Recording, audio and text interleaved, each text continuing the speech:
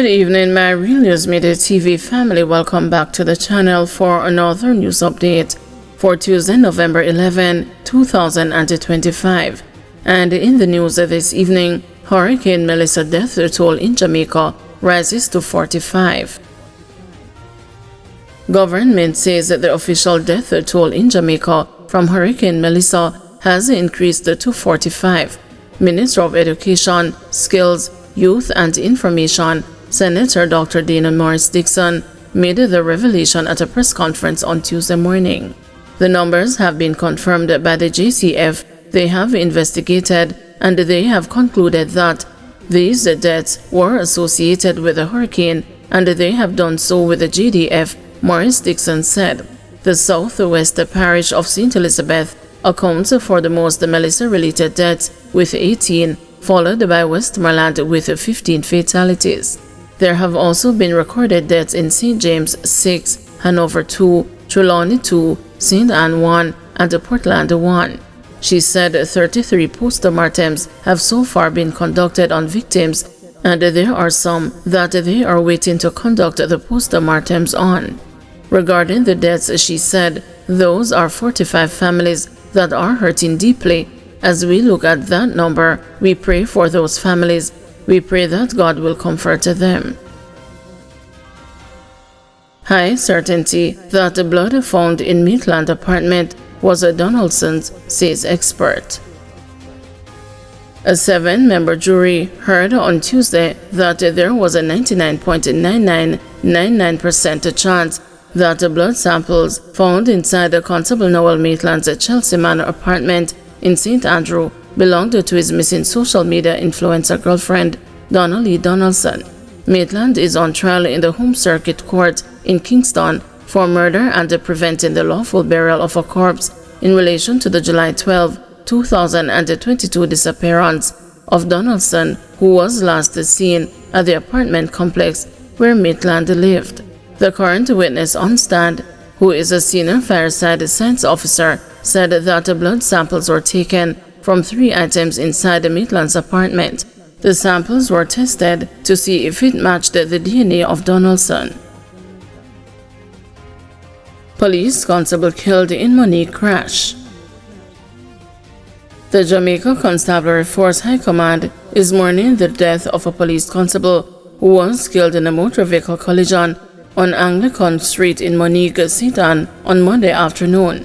The deceased has been identified as 34-year-old Constable Christopher Condapa, a member of the Monique Traffic Department. According to police reports, the incident occurred at approximately 2:30 p.m. while Constable Condapa was riding his service motorcycle along the roadway. A Suzuki Swift motorcar traveling in the opposite direction reportedly collided with the constable's vehicle. He sustained multiple injuries and was rushed to the hospital where he was pronounced dead. In a statement, the JCF High Command expressed condolences to his family, friends and colleagues, noting that the loss has deeply affected members of the constabulary. The JCF added that its chaplaincy unit, medical services branch, and the welfare department are actively providing support to Constable Condapa's relatives and his team at the Monique Traffic Department as they cope with the tragedy.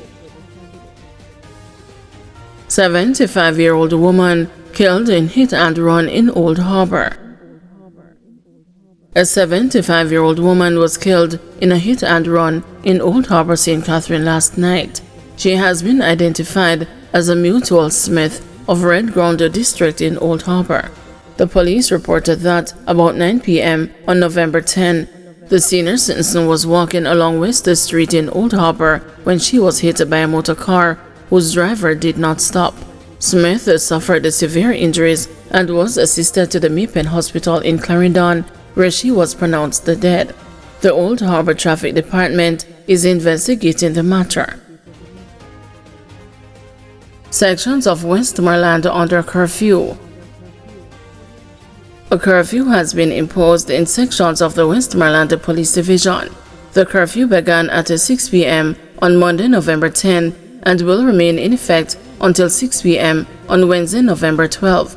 The boundaries of the curfew are south from the Red Hills Main Road running in a westerly direction to the tollgate intersection.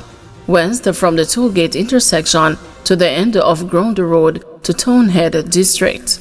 North from the end of Ground Road in Townhead District to the T-junction at the Prospect Main Road and the Bath Mountain Main Road.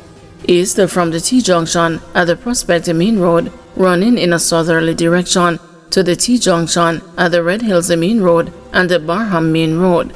Persons are required to remain indoors unless otherwise authorized by the person in charge of enforcing the curfew.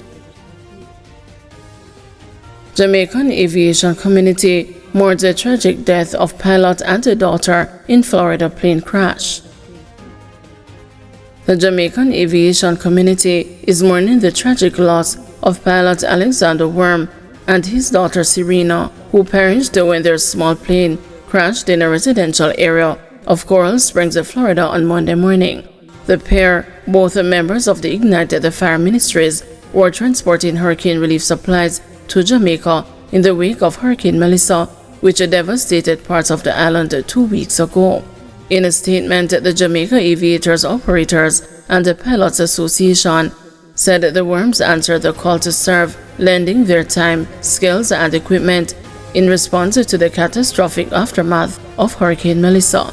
Sadly, they have made the ultimate sacrifice, leaving us way too early, the statement continued. Their work epitomizes selfless sacrifice and humanitarian service and will be remembered for their tireless service to humanity. The Jamaican Aviators Operators and the Pilots Association expressed their condolences to the Worm family and the members of the Ignited Fire Ministries, calling the pair two shining beacons of hope who have now slipped the surely bonds to fly with the angels. According to the news report on Tuesday, the twin turboprop aircraft crashed into a pond in a gated residential neighborhood at the Fort Lauderdale suburb of Coral Springs, killing 2 people shortly after takeoff and narrowly missing homes. The flight had departed from the Fort Lauderdale Executive Airport shortly after 10 a.m., bound for Jamaica with generators, batteries, tarpaulins, and other critical supplies intended for hurricane victims. News of the crash has sent shockwaves through Jamaica's aviation and humanitarian circles, where the Worms were known for their compassion and volunteerism.